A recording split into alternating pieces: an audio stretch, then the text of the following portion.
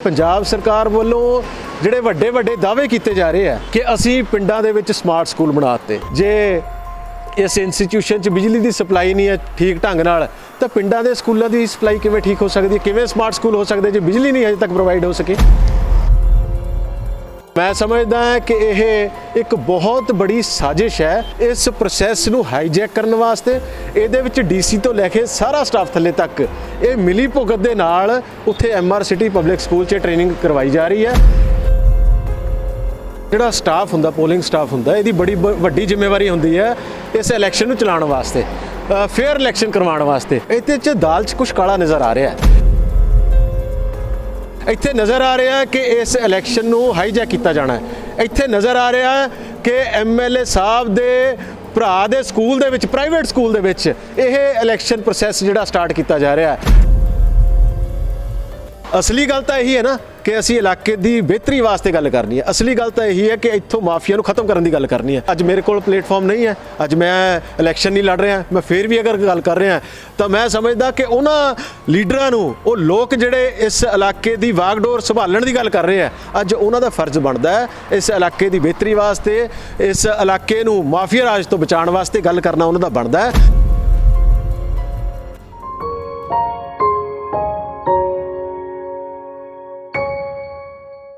पंजाब विच 2022 ਦੇ ਵਿਧਾਨ ਸਭਾ ਚੋਣਾਂ ਨੂੰ ਲੈ ਕੇ ਜਿੱਥੇ ਸਰਗਰਮੀਆਂ ਉੱਚ ਪੱਧਰ ਤੇ ਨੇ, ਵੱਖ-ਵੱਖ ਪੋਲੀਟੀਕਲ ਪਾਰਟੀਆਂ ਨੇ ਵੀ ਆਪਣੀਆਂ ਜਾਇਜ਼ ਔਰ ਨਜਾਇਜ਼ ਜਿਹੜੀਆਂ ਕਾਰਵਾਈਆਂ ਸ਼ੁਰੂ ਕੀਤੀਆਂ ਹੋਈਆਂ ਨੇ। ਇਲੈਕਸ਼ਨ ਕਮਿਸ਼ਨਾਂ ਨੂੰ ਲੈ ਕੇ ਵੱਡੀ ਉਥਲ-ਪੁਥਲ ਹੋ ਰਹੀ ਹੈ। ਉੱਥੇ ਹੀ ਦੇਸ਼ ਦਾ ਇਲੈਕਸ਼ਨ ਕਮਿਸ਼ਨ ਪੰਜਾਬ ਦੇ ਇਲੈਕਸ਼ਨ ਕਮਿਸ਼ਨ ਦੇ ਨਾਲ ਮਿਲ ਕੇ ਜਿਹੜੇ ਇਹ ਚੁਣਾਵ ਹੈ, ਇਹ ਚੋਣਾਂ ਹੈ, ਨਿਰਵਿਘਨ ਕਰਾਉਣ ਲਈ ਤੇ ਬਿਨਾਂ ਪੱਖਪਾਤ ਤੋਂ ਕਰਾਉਣ ਲਈ ਵੀ ਜਿਹੜੀ ਆ ਉਹ ਵਚਨਬੱਧ ਹੈ।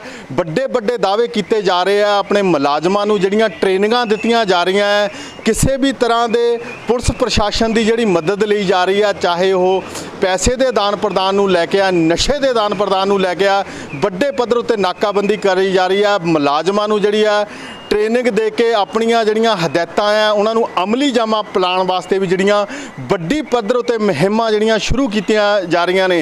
ਇਹਦੇ ਵਿੱਚ ਹੀ ਇੱਕ ਜਿਹੜਾ ਇਹਨਾਂ ਸਾਰੀਆਂ ਲੈ ਕੇ ਪੋਲੀਟੀਕਲ ਪਾਰਟੀਆਂ ਨੂੰ ਖਾਸ ਤੌਰ 'ਤੇ ਜਿਹੜਾ ਇਲੈਕਸ਼ਨ ਕਮਿਸ਼ਨ ਹੈ ਉਹਦੀਆਂ ਟ੍ਰੇਨਿੰਗਾਂ ਨੂੰ ਲੈ ਕੇ ਇੱਕ ਵੱਡਾ ਇਸ਼ੂ ਸਾਹਮਣੇ ਆਇਆ, ਜਿਸ ਨੂੰ ਉਠਾਇਆ ਹੈ ਬਲਾਚੌਰ ਦੇ senior leader advocate Rajwinder Singh Lucky ਨੇ, ਜਿਹੜੇ ਕਿ ਇਸ ਤਰ੍ਹਾਂ ਦੇ ਇਸ਼ੂ ਉਠਾਉਣ ਲਈ ਜਾਣੇ ਜਾਂਦੇ ਨੇ। ਆਓ ਇਹਨਾਂ ਨਾਲ ਗੱਲ ਕਰਦੇ ਨੇ ਕੀ ਇਸ਼ੂ ਹੈਗਾ ਇਹਨਾਂ ਇਲੈਕਸ਼ਨਾਂ ਨੂੰ ਲੈ ਕੇ ਤੇ ਕਿਸ ਤਰ੍ਹਾਂ ਇਹ ਸੋਚਦੇ ਨੇ। ਐਡਵੋਕੇਟ ਸਾਹਿਬ, ਜਿਸ ਤਰ੍ਹਾਂ ਤੁਸੀਂ ਇਹ ਇਸ਼ੂ ਉਠਾਇਆ, ਅਸਲ 'ਚ ਹੈ ਕੀ ਹੈ ਜੀ? ਦੇਖੋ, ਇਹ ਇਸ਼ੂ ਇਹ ਹੈ, ਮੈਨੂੰ ਇੱਕ ਲੈਟਰ ਮਿਲਿਆ ਸੀ ਜਿਹਦੇ ਵਿੱਚ ਇਹ ਲਿਖਿਆ ਗਿਆ ਸੀ SDM ਆਫਿਸ ਵੱਲੋਂ ਕਿ ਇਲੈਕਸ਼ਨ ਕਮਿਸ਼ਨ ਨੇ ਇੱਕ ਹਦਾਇਤ ਦਿੱਤੀ ਹੈ ਕਿ ਅਲੱਗ-ਅਲੱਗ ਟੀਮਸ ਤਿਆਰ ਕੀਤੀਆਂ ਜਿਨ੍ਹਾਂ ਨੇ ਇਲੈਕਸ਼ਨ ਪ੍ਰੋਸੈਸ ਚਲਾਉਣਾ ਹੈ ਬਲਾਚੌਰ ਦੇ ਅੰਦਰ 2022 ਦੀਆਂ ਚੋਣਾਂ ਜਿਹੜੀਆਂ ਹੈਗੀਆਂ, ਉਹਨਾਂ ਨੂੰ ਟ੍ਰੇਨਿੰਗ ਦੇਣੀ ਸੀ। ਉਹ ਕੁਝ 50 ਤੋਂ 60 ਵਿਅਕਤੀ ਅਲੱਗ-ਅਲੱਗ ਟੀਮਸ ਬਣੀਆਂ ਹੋਈਆਂ ਜਿਨ੍ਹਾਂ ਨੇ ਇਹ ਦੇਖਣਾ ਕਿ ਇਲੈਕਸ਼ਨ ਐਕਸਪੈਂਡੀਚਰ ਦੇਖਣਾ ਹੈ, ਜਿਨ੍ਹਾਂ ਨੇ ਸ਼ਰਾਬ ਜਿਹੜੀ ਵੰਡੀ ਜਾਂਦੀ ਉਹ ਫੜਨੀ ਹੈ, ਜਿਨ੍ਹਾਂ ਨੇ ਪੈਸਾ ਵੰਡਿਆ ਜਾਂਦਾ ਉਹ ਫੜਨਾ ਹੈ, ਜਿਨ੍ਹਾਂ ਨੇ ਇਹ ਦੇਖਣਾ ਹੈ ਕਿ ਇਸ ਇਲੈਕਸ਼ਨ 'ਚ ਕੋਈ ਕਮੀਆਂ ਤਾਂ ਨਹੀਂ ਰਹਿ ਗਈਆਂ।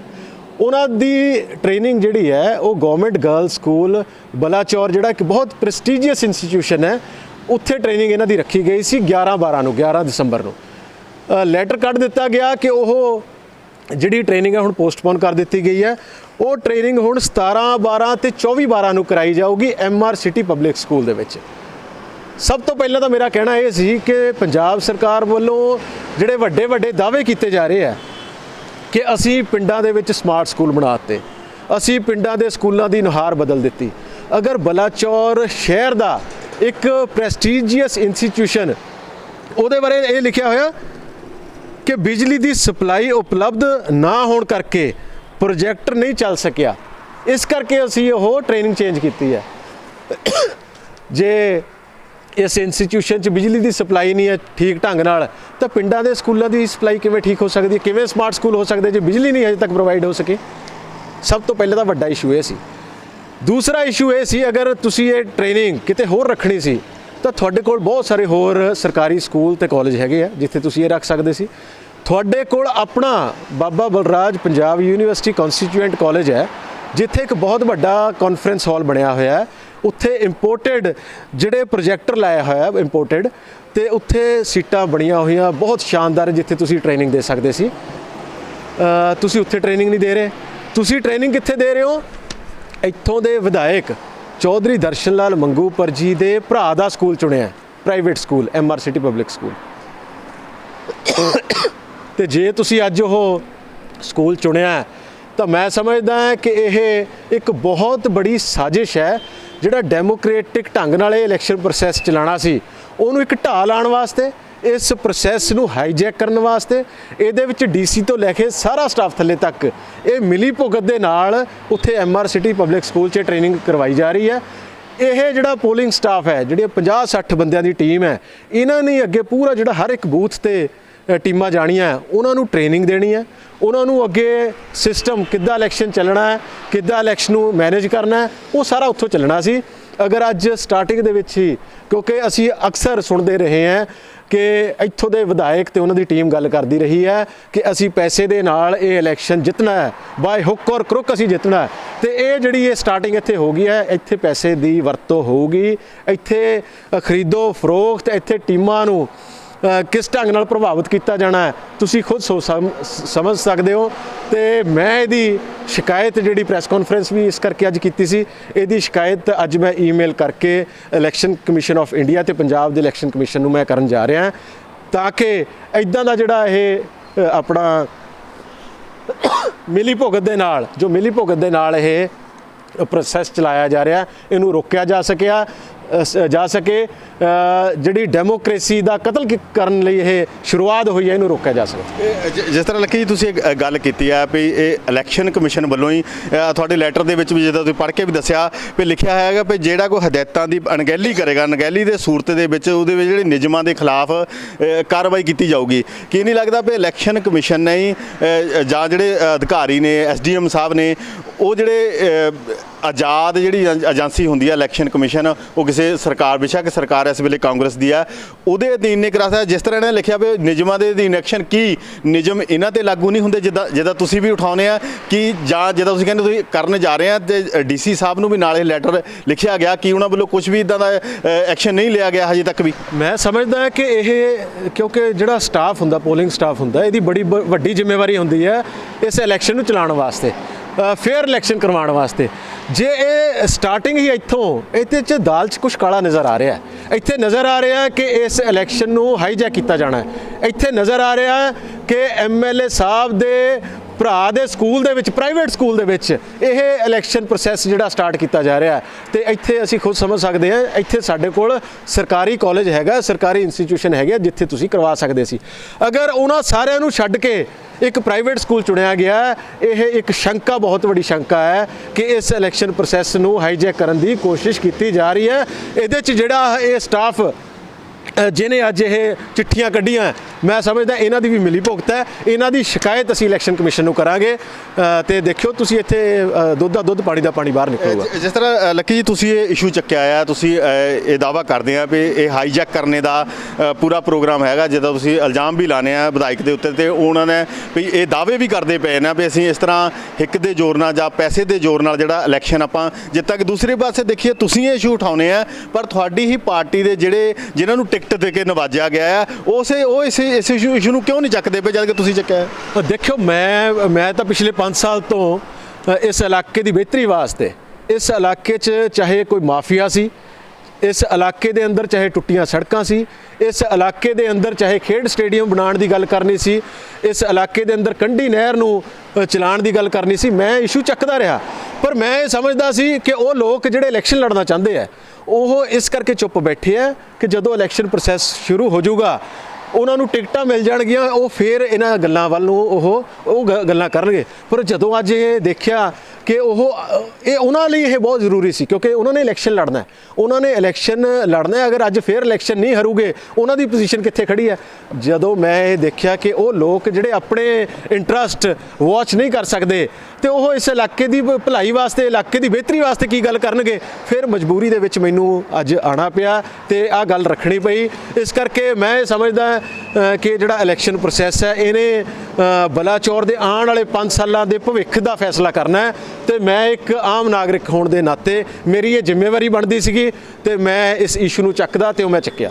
ਲੱਕੀ ਜੀ, ਤੁਸੀਂ ਚਲੋ ਆਮ ਨਾਗਰਿਕ ਦੀ ਗੱਲ ਕੀਤੀ, ਪਰ ਤੁਸੀਂ ਆਮ ਨਾਗਰਿਕ ਨਹੀਂ ਹੈ, ਇੱਕ ਵੱਡੀ ਪਾਰਟੀ ਦੇ ਸੀਨੀਅਰ ਨੇਤਾ ਹੋ। ਤੁਹਾਡੀ ਜਿਹੜੀ ਪਾਰਟੀ ਨੇ, ਤੁਸੀਂ ਵੀ ਦਾਅਵੇਦਾਰ ਸੀਗੇ ਟਿਕਟ ਦੇ, ਇੱਕ ਦੂਸਰੇ ਜਿਹੜੇ ਕੈਂਡੀਡੇਟ ਨੂੰ ਜਿਹੜੀ ਟਿਕਟ ਦੇ ਦਿੱਤੀ ਗਈ ਹੈ। ਇਹ ਵੀ ਸੁਣ, ਜਿੱਦਾਂ ਤੁਸੀਂ ਕਹਿ ਰਹੇ ਆ ਵੀ ਜਿਹੜੇ ਇਸ ਵੇਲੇ ਆਪੋਜੀਸ਼ਨ ਦੇ ਵਿੱਚ ਜਿਹੜਾ ਮੌਜੂਦਾ ਵਿਧਾਇਕ ਹੈ ਉਹ ਕਾਂਗਰਸ ਦੇ ਮੰਗੂਪੁਰ ਪਰਿਵਾਰ ਤੇ ਜਿਹੜਾ ਚੌਧਰੀ ਨੰਦ ਲਾਲ ਪਰਿਵਾਰ ਹੈ, ਉਹ ਵੀ ਇਹ ਚਰਚਾ ਆ ਵੀ ਇੱਕ ਹੈਗਾ ਆਪਸ ਵਿੱਚ ਕਿਤੇ ਨਾ ਕਿਤੇ ਰਲੇ, ਇੱਕ ਦੂਜੇ ਦੇ ਖਿਲਾਫ ਉਹ ਨਹੀਂ ਬੋਲ ਰਹੇ। ਦੇਖੋ, ਇਹ ਤਾਂ ਹੁਣ ਮੈਂ ਆਪਣੇ ਮੂੰਹ ਤੋਂ ਕੋਈ ਗੱਲ ਕਹਾਂ, ਮੈਂ ਇਹ ਚਾਹੁੰਦਾ ਕਿ ਤੁਸੀਂ ਉਹਨਾਂ ਤੋਂ ਜਾ ਕੇ ਇਹ ਸਵਾਲ ਪੁੱਛੋ, ਜਿਹੜੇ ਵੀ, ਨਾ ਸਿਰਫ ਉਹਨਾਂ ਤੋਂ ਬਲਕਿ ਜਿੰਨੇ ਵੀ ਅੱਜ ਪੋਲੀਟੀਕਲ ਪਾਰਟੀਆਂ ਦੇ ਜਿਹੜੇ ਓਪੋਜੀਸ਼ਨ ਦਾ ਰੋਲ ਨਿਭਾ ਰਹੀਆਂ ਜਿਹੜੀਆਂ ਪਾਰਟੀਆਂ, ਉਹਨਾਂ ਦੇ ਲੀਡਰਾਂ ਕੋਲ ਜਾ ਕੇ, ਉਹਨਾਂ ਦੇ ਨੁਮਾਇੰਦਿਆਂ ਕੋਲ ਜਾ ਕੇ ਗੱਲ ਕਰੋ ਕਿ ਤੁਸੀਂ ਬਲਾਚੌਰ ਦੀ ਬਿਹਤਰੀ ਵਾਸਤੇ 5 ਸਾਲ ਤੋਂ ਇਸ਼ੂਜ਼ ਕਿਉਂ ਨਹੀਂ ਚੱਕ ਰਹੇ, ਤੁਸੀਂ ਮਾਫੀਆ ਦੇ ਖਿਲਾਫ ਕਿਉਂ ਨਹੀਂ ਬੋਲ ਰਹੇ, ਤੁਸੀਂ ਇਸ ਇਲਾਕੇ ਨੂੰ ਮਾਫੀਆ ਤੋਂ ਖਤਮ ਕਰਨ ਵਾਸਤੇ ਕਿਉਂ ਨਹੀਂ ਬੋਲਦੇ। ਅਗਰ ਨਹੀਂ ਬੋਲਦੇ, ਤੁਹਾਡੀ ਕੋਈ ਮਿਲੀ ਭੁਗਤ ਹੈ ਆਪਸ ਦੇ ਵਿੱਚ, ਜਿਵੇਂ ਤੁਸੀਂ ਗੱਲ ਕਰ ਰਹੇ ਹੋ,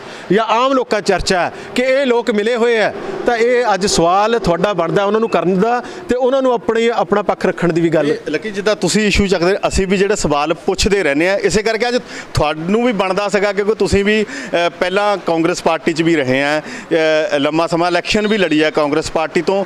ਉਦੋਂ ਤੁਸੀਂ ਉਹੀ ਲੋਕ, ਚਾਹੇ ਜਿਹੜੇ ਅੱਜ ਵਿਧਾਇਕ ਸਾਹਿਬ ਹੈ ਉਹ ਤੁਹਾਡੇ ਵਾਂਗੂ ਕਾਂਗਰਸ 'ਚ ਆ ਗਏ, ਤੁਸੀਂ ਅਕਾਲੀ ਦਲ 'ਚ ਚਲੇ ਗਏ, ਉਦੋਂ ਤੁਸੀਂ ਇਹਨਾਂ ਦੇ ਖਿਲਾਫ ਔਰ ਜਿਨ੍ਹਾਂ ਨਾਲ ਤੁਸੀਂ ਅੱਜ ਖੜੇ ਹੋਏ ਹੋ ਉਹਨਾਂ ਖਿਲਾਫ ਵੀ ਤੁਸੀਂ ਆਵਾਜ਼ ਚੱਕਦੇ ਰਹੇ ਆ, ਅੱਜ ਕਾਂਗਰਸ ਦੇ ਖਿਲਾਫ ਵੀ ਚੱਕਦੇ ਪਏ ਆ।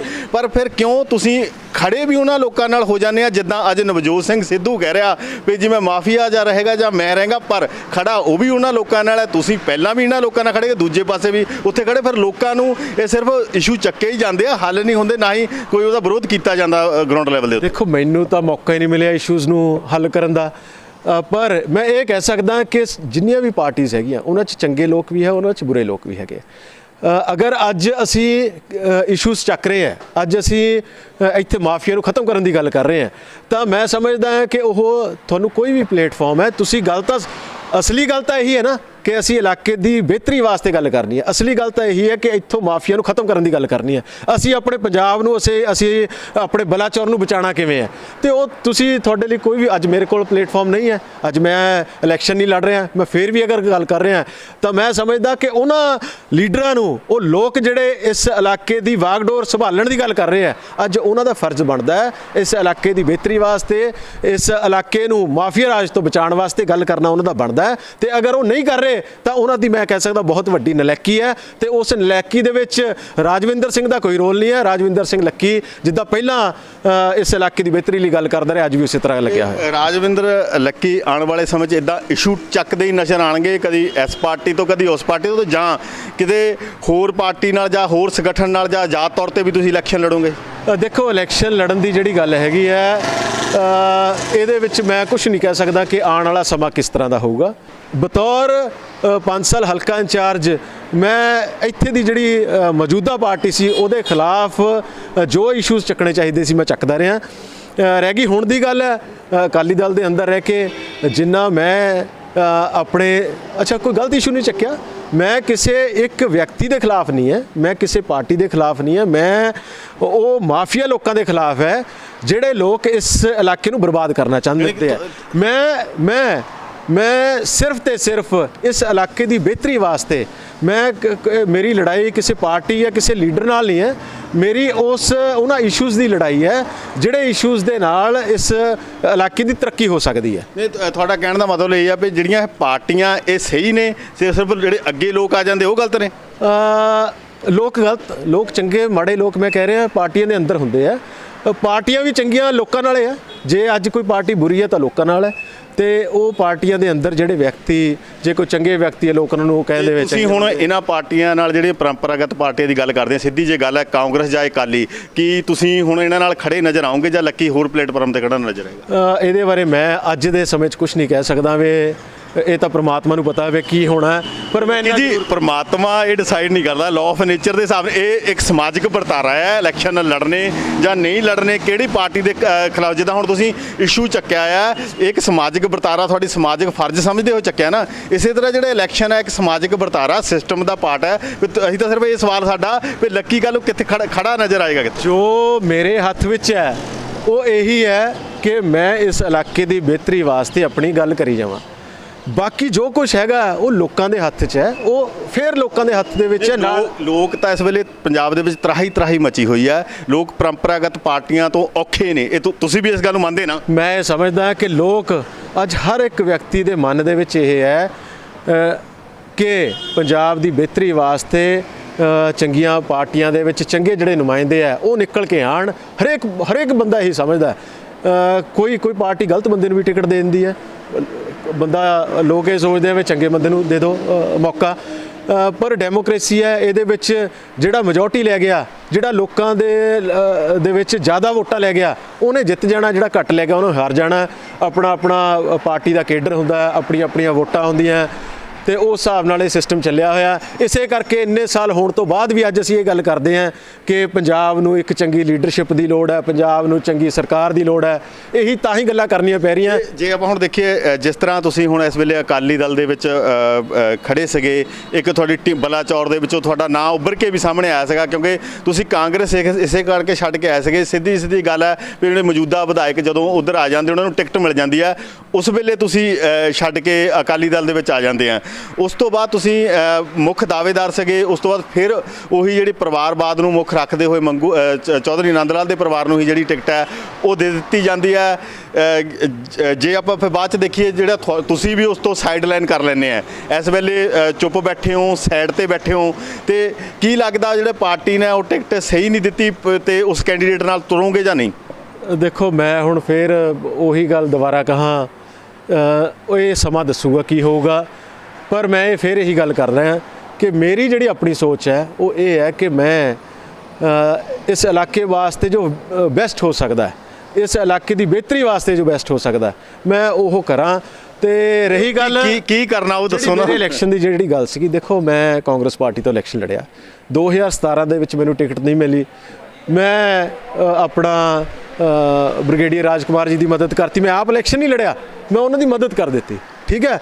ਹੁਣ ਮੈਂ ਇਹ ਸਮਝ ਰਿਹਾ ਕਿ ਮੈਂ ਕਾਫੀ ਦਿਨਾਂ ਤੋਂ ਮੈਂ ਆਪਣਾ ਚੁੱਪ ਕਰਕੇ ਕਹਿ ਲਓ ਜਾਂ ਘਰੇ ਕਹਿ ਲਓ ਜਾਂ ਬੈਠਾ ਹੋਇਆ ਸੀ, ਪਰ ਮੈਂ ਜਦੋਂ ਇੱਦਾਂ ਦੇ ਇਸ਼ੂਜ਼ ਦੇਖਦਾ ਫਿਰ ਮੇਰੇ ਤੋਂ ਰਿਹਾ ਨਹੀਂ ਜਾਂਦਾ। ਮੈਂ ਇਹ ਸਮਝਿਆ ਕਿ ਨਹੀਂ ਯਾਰ, ਮੇਰਾ ਇਹ ਫਰਜ਼ ਬਣਦਾ ਹੈ, ਮੈਂ ਇਹ ਗੱਲ ਕਰਨੀ ਚਾਹੀਦੀ ਹੈ।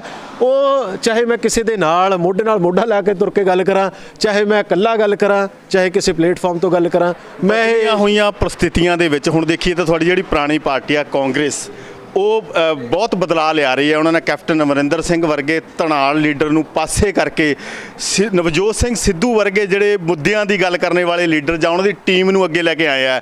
ਜਿਸ ਤਰ੍ਹਾਂ ਤੁਸੀਂ ਵੀ ਉਸੇ ਟਿਊਨਿੰਗ ਦੇ ਵਿੱਚ ਇਸ ਵੇਲੇ ਗੱਲ ਕਰ ਕੀ ਜਾਣ ਸਕਦੇ ਆ, ਕਿਉਂਕਿ ਉਹਨਾਂ ਨੇ ਦਾਅਵਾ ਵੀ ਕੀਤਾ ਕਿ ਜਿੱਦਾਂ ਭ੍ਰਿਸ਼ਟ ਜਿਹੜੇ ਲੀਡਰ ਆ ਉਹਨਾਂ ਦੀ ਟਿਕਟ ਜਿਹੜੀ ਕੱਟ ਦਿੱਤੀ ਜਾਊਗੀ। ਤੁਸੀਂ ਇਲਜ਼ਾਮ ਲਾ ਰਹੇ ਮੌਜੂਦਾ ਵਿਧਾਇਕ ਦੇ ਉੱਤੇ ਵੀ ਭ੍ਰਿਸ਼ਟ ਸੀਗੇ, ਮੈਂ ਪਹਿਲਾਂ ਵੀ ਛੱਡ ਕੇ ਇਸੇ ਕਰਕੇ ਗਿਆ ਸੀਗਾ। ਕੀ ਅਸੀਂ ਮੰਨ ਸਕਦੇ ਹਾਂ ਵੀ ਜਿਹੜੀ ਨਵੀਂ ਕਾਂਗਰਸ ਦੇ ਵਿੱਚ ਟੀਮ ਹੈ ਲੱਕੀ ਉਹਨਾਂ ਨਾਲ ਤੁਰਨਗੇ? ਮੈਂ ਨਹੀਂ, ਬਲਕਿ ਹਰ ਇੱਕ ਵਿਅਕਤੀ ਪੰਜਾਬ ਦਾ ਜਦੋਂ ਅਖਬਾਰ ਚੱਕ ਕੇ ਪੜ੍ਹਦਾ ਹੈ ਕਿ ਨਵਜੋਤ ਸਿੰਘ ਸਿੱਧੂ ਨੇ ਕਿਹਾ ਕਿ ਮੈਂ ਜਾਂ ਪੰਜਾਬ ਦੇ ਅੰਦਰ ਮਾਫੀਆ ਰਹੂਗਾ ਜਾਂ ਨਵਜੋਤ ਸਿੰਘ ਸਿੱਧੂ ਰਹੂਗਾ, ਠੀਕ ਹੈ, ਉਹ ਪੜ੍ਹ ਕੇ ਬਹੁਤ ਚੰਗਾ ਲੱਗਦਾ। ਤੇ ਮੈਂ ਅੱਜ ਤੁਹਾਡੇ ਮਾਧਿਅਮ ਰਾਹੀਂ ਮੈਂ ਇਹ ਕਹਿਣਾ ਚਾਹੁੰਦਾ, ਅੱਜ ਇਲੈਕਸ਼ਨ ਕਮਿਸ਼ਨ ਜਿਹੜੀ ਇਹਨਾਂ ਦੀ ਇਲੈਕਸ਼ਨ ਕਮੇਟੀ ਹੈ ਉਹਨਾਂ ਦਾ ਚੇਅਰਮੈਨ ਲਾਇਆ ਹੋਇਆ ਨਵਜੋਤ ਸਿੰਘ ਸਿੱਧੂ ਨੂੰ, ਅਗਰ ਉਹ ਇਹ ਫੈਸਲਾ ਕਰਦੇ ਹੈ ਕਿ ਮੈਂ ਇਹ ਦਾਅਵੇ ਨਾਲ ਕਹਿੰਦਾ ਕਿ ਪੰਜਾਬ ਦੇ ਅੰਦਰ ਜਿਹੜੇ ਸਭ ਤੋਂ ਕਰਪਟ ਨੁਮਾਇੰਦੇ ਜਿਹੜੇ ਹੈਗੇ ਆ ਪੰਜਾਬ ਦੇ ਅੰਦਰ, ਜਿਨ੍ਹਾਂ ਨੇ ਮਾਫੀਆ ਰਾਜ ਪਾਲਿਆ, ਉਹਨਾਂ 'ਚੋਂ ਇੱਕ ਬਲਾਚੌਰ ਦੇ ਵਿਧਾਇਕ ਹੈ, ਤੇ ਜੇ ਅੱਜ ਉਹਨਾਂ ਦੀ ਟਿਕਟ ਕੱਟ ਦਿੰਦੇ ਆ ਨਵਜੋਤ ਸਿੰਘ ਸਿੱਧੂ ਜੀ, ਤਾਂ ਮੈਂ ਨਹੀਂ, ਸਾਰਾ ਇਲਾਕਾ ਸਾਰਾ ਪੰਜਾਬ ਕਹੂਗਾ ਕਿ ਨਵਜੋਤ ਸਿੰਘ ਸਿੱਧੂ ਆਪਣੀ ਗੱਲ 'ਤੇ ਖੜਾ। ਤੇ ਜੇ ਅੱਜ ਉਹ ਨਹੀਂ ਕਰ ਸਕਦਾ, ਉਹਨਾਂ ਨੂੰ ਨਾਲ ਲੈ ਕੇ ਥਾਪੀ ਦੇ ਕੇ ਕਹੂਗਾ ਵੀ ਚੱਲ ਮੇਰੇ ਨਾਲ, ਮੈਂ ਤੈਨੂੰ ਅੱਗੇ ਲੈ ਕੇ ਜਾਊਂਗਾ, ਤਾਂ ਮੈਂ ਇਹ ਸਮਝਦਾ ਉਹ ਫਿਰ ਕੱਲੀਆਂ ਗੱਲਾਂ ਹੀ ਆ, ਗੱਲਾਂ ਦਾ ਕੋਈ ਫਾਇਦਾ ਨਹੀਂ ਹੈ, ਲੋਕ ਵਿਸ਼ਵਾਸ ਨਹੀਂ। ਜਿਸ ਤਰ੍ਹਾਂ ਹੁਣ ਇਹ ਕਰਦੇ ਪਈ ਆ ਟੀਮ, ਤੁਸੀਂ ਵੀ ਕਹਿ ਰਹੇ ਆ ਵੀ ਜੋ ਇਹ ਕੱਟਦੇ ਆ ਤਾਂ ਅਸੀਂ ਉਹਨੂੰ ਮੰਨਦੇ। ਤੁਹਾਡੀ ਕੋਈ ਉਹਨਾਂ ਨਾਲ ਗੱਲ ਹੋਈ ਕਿ ਕੀ ਫਿਰ ਲੱਕੀ ਖੜੇਗਾ ਜੇ ਉਹ ਨਹੀਂ ਖੜਨਗੇ ਤਾਂ? ਨਹੀਂ, ਮੈਂ ਦੇਖੋ, ਮੈਂ ਤੁਹਾਨੂੰ ਇੱਕ ਫੈਕਟ ਦੱਸ ਰਿਹਾ ਕਿ ਅੱਜ ਤੱਕ ਟਿਲ ਡੇਟ ਅੱਜ ਬਹੁਤ ਸਾਰੀਆਂ ਗੱਲਾਂ ਹੋਈਆਂ। ਸਤਬੀਰ ਸਿੰਘ ਪੱਲੀ ਚੱਕੀ ਤੁਹਾਡੇ ਦੋਸਤ ਹੈ, ਉਹ ਚਲੇ ਗਏ। ਮੇਰੀ ਦੋਸਤੀ ਉਹ ਤਾਂ ਕੈਪਟਨ ਸਾਹਿਬ ਨਾਲ ਚਲੇ ਗਏ ਨਾ, ਉਹ ਤਾਂ ਕਾਂਗਰਸ ਦੱਸ ਰਿਹਾ, ਉਹ ਕਾਂਗਰਸ ਛੱਡ ਕੇ ਚਲੇ ਗਏ। ਤੁਸੀਂ ਤੁਹਾਡਾ ਕੀ ਹੈ? ਦੇਖੋ ਮੇਰਾ ਅੱਜ ਤੱਕ ਕਦੀ ਵੀ ਕਿਸੇ ਵੀ ਛੋਟੇ ਤੋਂ ਲੈ ਕੇ ਬੜੇ ਲੀਡਰ ਨਾਲ ਮੇਰਾ ਕਿਸੇ ਨਾਲ ਕੋਈ ਨਾ ਸੰਪਰਕ ਹੋਇਆ, ਨਾ ਕਿਸੇ ਨੇ ਮੈਨੂੰ ਇਸ ਤਰ੍ਹਾਂ ਦਾ ਕੋਈ ਆਪਣੇ ਵੱਲੋਂ ਕੋਈ ਕਿਹਾ ਗਿਆ ਹੈ, ਨਾ ਮੈਂ ਉਹਦੇ ਤੇ ਕੋਈ ਵਿਚਾਰ ਕੀਤਾ, ਨਾ ਮੈਂ ਸੋਚਿਆ, ਨਾ ਮੇਰੀ ਸੋਚ ਅੱਜ ਦੇ ਸਮੇਂ ਤੱਕ ਇਦਾਂ ਦਾ ਕੁਝ ਨਹੀਂ ਹੈ। ਆਉਣ ਵਾਲੇ ਸਮੇਂ ਦੇ ਵਿੱਚ ਕਿੱਦਾਂ ਦੀ ਰਾਜਨੀਤੀ ਹੋਊਗੀ ਇਹ ਮੈਂ ਖੁਦ ਨਹੀਂ ਦੱਸ ਸਕਦਾ। ਪਤਾ ਨਹੀਂ ਉਹ ਰਸਤਾ ਕਿੱਧਰ ਨੂੰ ਹੋਊਗਾ, ਅੱਜ ਮੈਂ ਕੁਝ ਨਹੀਂ ਕਹਿ ਸਕਦਾ। ਤੁਸੀਂ ਕਹਿ ਰਹੇ ਆ ਮੈਂ ਸੰਪਰਕ ਨਹੀਂ ਕੀਤਾ, ਪਰ ਇਸ ਵੇਲੇ ਪੰਜਾਬ ਦੇ ਵਿੱਚ ਮਾਹੌਲ ਇਹ ਚੱਲ ਰਿਹਾ ਵੀ ਵੱਖ-ਵੱਖ ਪਾਰਟੀਆਂ ਜਿਹੜੇ ਚੰਗੇ ਲੀਡਰ ਹੈਗੇ ਆ ਆਪਣੇ ਵੱਲ ਖਿੱਚਣ ਲਈ ਹੁਣ ਤੁਸੀਂ ਦੇਖ ਰਹੇ ਆ ਵੱਡੀ ਉਥਲ-ਪੁਥਲ ਚੱਲ ਰਹੀ ਆ। ਅਕਾਲੀਆਂ ਤੋਂ ਕਾਂਗਰਸ ਜਾ ਰਿਹਾ, ਕਾਂਗਰਸ ਤੋਂ ਅਕਾਲੀ ਆਮ ਆਦਮੀ ਪਾਰਟੀ ਜਾ ਰਿਹਾ। ਸਭ ਤੋਂ ਵੱਡਾ ਜਿਹੜਾ ਇਸ ਵੇਲੇ ਪੰਜਾਬ ਦੇ ਵਿੱਚ ਚਰਚਾ ਹੋਈ ਪਈ ਹੈ ਜਿਹੜੀ ਬੀਜੇਪੀ ਸਭ ਤੋਂ ਵੱਧ ਸਰਗਰਮ ਹੋ ਗਈ ਹੈ। ਬਹੁਤ ਸਾਰੇ ਲੀਡਰ ਤੁਹਾਡੇ ਇੱਕ ਜਿਹੜੇ ਤਾਲਮੇਲ ਕਮੇਟੀ ਦੇ ਔਰ ਤੁਹਾਡੇ ਜਿਹੜੇ ਪਾਲੇ ਦੇ ਸਾਥੀ ਗਿਣੇ ਜਾਂਦੇ ਆ।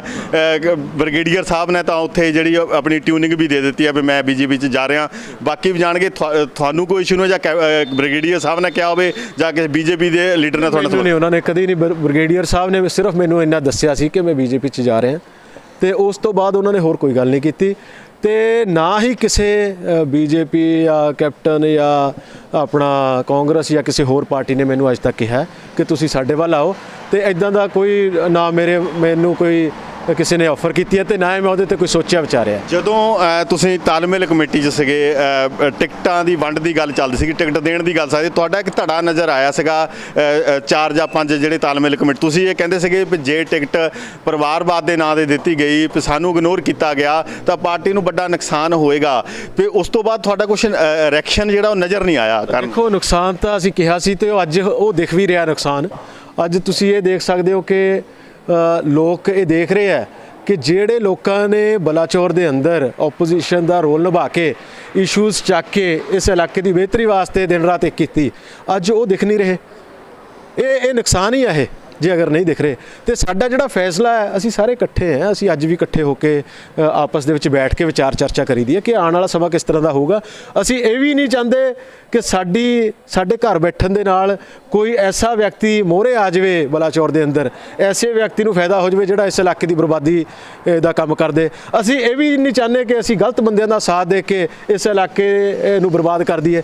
ਇਸ ਕਰਕੇ ਉਹ ਸਾਰੀਆਂ ਚੀਜ਼ਾਂ ਦੀ ਟੀਮ ਹੈ ਇਕੱਠੇ ਸਾਰੇ ਕੋਈ ਫੈਸਲਾ ਲਏਗੀ ਜਾਂ ਅਲੱਗ-ਅਲੱਗ ਵੀ ਹੋ ਸਕਦਾ। ਦੇਖੋ ਅੱਜ ਦੇ ਸਮੇਂ 'ਚ ਤਾਂ ਅਸੀਂ ਚਾਹੇ ਮੈਂ ਚਾਹੇ ਚੇਅਰਮੈਨ ਬਿਮਲ ਕੁਮਾਰ ਜੀ ਹੈ, ਇੰਦਰਜੀਤ ਲੁੱਡੀ ਜੀ ਹੈ, ਉਹਨਾਂ ਦੇ ਬੇਟੇ ਹੈ ਆਪਣੇ ਅਮਰਿੰਦਰ ਸਿੰਘ ਰਿੰਕੂ ਜੀ ਹੈ, ਗੁਰਚਰਨ ਸਿੰਘ ਉਲੱਦਣੀ ਜੀ ਹੈ, ਤੇ ਆਪਣੇ ਰਾਜਪਾਲ ਚੌਹਾਨ ਜੀ ਦੇ ਜਿਹੜੇ ਸਾਥੀ ਆ ਉਹਨਾਂ ਦੇ ਵੀ ਫੋਨ ਆਉਂਦੇ ਆ।